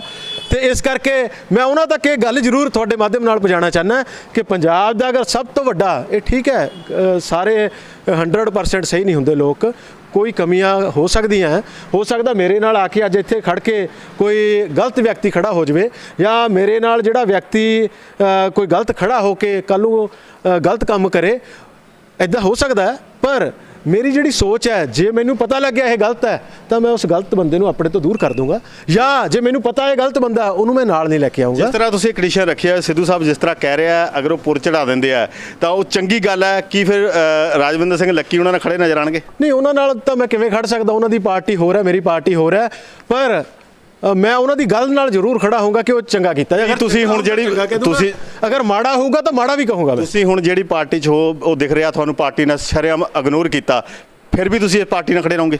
ਬਿਲਕੁਲ, ਅੱਜ ਦੀ ਡੇਟ 'ਚ ਮੈਂ ਉਸ ਪਾਰਟੀ ਨਾਲ ਖੜ ਕੇ ਹੀ ਗੱਲ ਕਰ ਰਿਹਾ। ਅਸੀਂ ਕੱਲ ਦੀ ਡੇਟ ਦੀ ਗੱਲ ਕਰਦੇ, ਅੱਜ ਤੁਸੀਂ ਕਰ ਰਹੇ, ਕੱਲ ਨੂੰ ਲੱਖੀ ਨਜ਼ਰ ਕੋਡ ਆਫ ਕੰਟੈਕਟ ਤੋਂ ਬਾਅਦ ਲੱਖੀ ਕਿੱਥੇ ਨਜ਼ਰ ਆਏਗਾ? ਕੱਲ ਦਾ ਕਿਸੇ ਨੂੰ ਨਹੀਂ ਪਤਾ, ਮੈਨੂੰ ਆਪ ਨੂੰ ਨਹੀਂ ਪਤਾ। ਜਦੋਂ ਕੱਲ ਆਊਗਾ ਉਦੋਂ ਦੇਖਾਂਗੇ। ਠੀਕ ਹੈ ਜੀ, ਬਹੁਤ ਬਹੁਤ ਧੰਨਵਾਦ। ਇਹ ਸਨ ਸਾਡੇ ਨਾਲ ਐਡਵੋਕੇਟ ਰਾਜਵਿੰਦਰ ਸਿੰਘ ਲੱਕੀ, ਜਿਹੜੇ ਬੇਵਾਕ ਮੁੱਦੇ ਚੱਕਣ ਲਈ ਜਾਣੇ ਜਾਂਦੇ ਨੇ, ਚਾਹੇ ਕਿਸੇ ਵੀ ਪਾਰਟੀ 'ਚ ਰਹੇ ਨੇ। ਇਹਨਾਂ ਨੇ ਪੰਜਾਬ ਯੂਨੀਵਰਸਿਟੀ ਤੋਂ ਲੈ ਕੇ ਬਲਾਚੌਰ ਦੀ ਜਿਹੜੀ ਰਾਜਨੀਤੀ ਦੇ ਵਿੱਚ ਸਰਗਰਮ ਨੇ ਲੰਮੇ ਸਮੇਂ ਤੋਂ, ਤੇ ਉੱਥੇ ਵੀ ਚਾਹੇ ਕਾਂਗਰਸ ਦੇ ਵਿੱਚ ਰਹੇ ਨੇ, ਆਮ ਆਦਮੀ ਪਾਰਟੀ ਦੇ ਵਿੱਚ ਰਹੇ ਨੇ, ਤੇ ਅੱਜ ਕੱਲ੍ਹ ਅਕਾਲੀ ਦਲ ਦੇ ਵਿੱਚ ਰਹੇ ਨੇ। ਤੇ ਪਰ ਜਿਹੜੇ ਲੋਕਾਂ ਦੇ ਮੁੱਦੇ ਆ, ਆਮ ਲੋਕਾਂ ਦੇ ਹੱਕ ਸੱਚ ਦੀ ਗੱਲ ਹੈ, ਚਾਹੇ ਮੁੱਦਾ ਕੋਈ ਵੀ ਹੋਵੇ, ਇਹ ਕਿੱਥੇ ਵੀ ਰਹੇ ਨੇ, ਚੱਕਦੇ ਰਹੇ ਨੇ। ਇਸੇ ਤਰ੍ਹਾਂ ਅੱਜ ਇਹਨਾਂ ਨੇ ਇਲੈਕਸ਼ਨ ਕਮਿਸ਼ਨ ਦੇ ਉੱਤੇ ਉਂਗਲ ਚੱਕਦੇ ਹੋਏ ਨਿਰਪੱਖਤਾ ਦੇ ਉੱਤੇ ਜਿਹੜੀ ਉਂਗਲ ਚੱਕੀ ਆ, ਜਿਹੜੀ ਕਿ ਲੱਗਦਾ ਵੀ ਹੈ ਵੀ ਇਲੈਕਸ਼ਨ ਕਮਿਸ਼ਨ ਜਿੱਥੇ ਕਿ ਦੂਜਿਆਂ ਤੇ ਕਾਰਵਾਈ ਕਰਨੀ ਹੈ, ਤੇ ਇਹ ਇਲੈਕਸ਼ਨ ਕਮਿਸ਼ਨ ਦੀ ਚਾਹੇ ਨਲਾਇਕੀ ਕਹਿ ਲਓ, ਗਲਤੀ ਕਹਿ ਲਓ, ਹੈ ਸਾਹਮਣੇ ਨਜ਼ਰ ਆਈ ਹੈ। ਇੱਕ ਸਰਕਾਰੀ ਸਕੂਲ ਤੋਂ ਬਦਲ ਕੇ ਵਿਧਾਇਕ ਦੇ ਭਰਾ ਦੇ ਘਰੇ ਜਿਹੜੀ ਆ ਸਕੂਲ ਦੇ ਵਿੱਚ ਜਿਹੜੀ ਟ੍ਰੇਨਿੰਗ ਰੱਖੀ ਗਈ ਹੈ, ਇਹਨਾਂ ਵੱਲੋਂ ਕਿਹਾ ਗਿਆ ਵੀ ਜਿਹੜੀ ਇਹ ਗਲਤੀ ਹੈ, ਇਹਦੀ ਮੈਂ ਇਲੈਕਸ਼ਨ ਕਮਿਸ਼ਨ ਨੂੰ ਜਿਹੜੀ ਸ਼ਿਕਾਇਤ ਵੀ ਕਰਾਂਗਾ। ਹੁਣ ਇਹ ਦੇਖਣਾ ਹੋਏਗਾ ਵੀ ਇਹਨਾਂ ਦੀ ਸ਼ਿਕਾਇਤ ਦੇ ਉੱਤੇ ਕੋਈ ਇਲੈਕਸ਼ਨ ਕਮਿਸ਼ਨ ਐਕਸ਼ਨ ਕਰਦਾ ਹੈ, ਜਾਂ ਸਿਰਫ ਇਹ ਕਾਗਜ਼ ਪੱਤਰੀ ਰਹਿ ਜਾਂਦੀਆਂ, ਸਿਰਫ ਦਿਖਾਵੇ ਦੀਆਂ ਅਖਬਾਰਾਂ ਦੇ ਵਿੱਚ ਜਿਹੜੀ ਆ ਦਾਅਵੇ ਕੀਤੇ ਜਾ ਰਹੇ ਨਿਰਪੱਖ ਚੋਣਾਂ ਦੇ ਇਸੇ ਤਰ੍ਹਾਂ ਰਹੇ ਜਾਂਦੇ। ਪਰ ਜਿਸ ਤਰ੍ਹਾਂ ਅੱਜ ਤੱਕ ਚੱਲਿਆ ਜਾਂਦਾ, ਬੇਸ਼ੱਕ ਅਸੀਂ ਆਜ਼ਾਦ ਹੋ ਗਏ ਹਾਂ, ਪਰ ਜਿਹੜੇ ਲੋਕ ਹੈ ਉਹ ਅੱਜ ਵੀ ਗੁਲਾਮੀ ਦਾ ਅਹਿਸਾਸ ਕਰਦੇ ਆ। ਬੇਸ਼ੱਕ ਵੋਟ ਦੀ ਵਰਤੋਂ ਕਰਦੇ ਆ, ਪਰ ਕਿਤੇ ਨਾ ਕਿਤੇ ਉਹਨਾਂ ਨੂੰ ਹਾਈਜੈਕ ਕਰਕੇ ਇਸ ਤਰ੍ਹਾਂ ਦੀ ਜਿਹੜੇ ਕਰ ਪਈਆਂ ਨਿਰਪੱਖ ਚੋਣਾਂ ਦੇ ਜਿਹੜੇ ਖਾਦਸੇ ਜ਼ਾਹਰ ਕਰਦੇ ਨੇ। ਤੁਸੀਂ ਇਸੇ ਤਰ੍ਹਾਂ ਸਾਡੇ ਨਾਲ ਜੁੜੇ ਰਹੋ, ਦੇਖਦੇ ਰਹੋ ਨਿਰਭੈ ਟੀਵੀ। ਮੈਂ ਜ਼ਿਲ੍ਹਾ ਸ਼ਹੀਦ ਭਗਤ ਸਿੰਘ ਨਗਰ ਤੋਂ ਕੈਮਰਾਮੈਨ ਅਮਰਤਪਾਲ ਸਿੰਘ ਪਾਲੀ ਦੇ ਨਾਲ ਹਰਦੀਪ ਸਿੰਘ ਗੋਹਨ।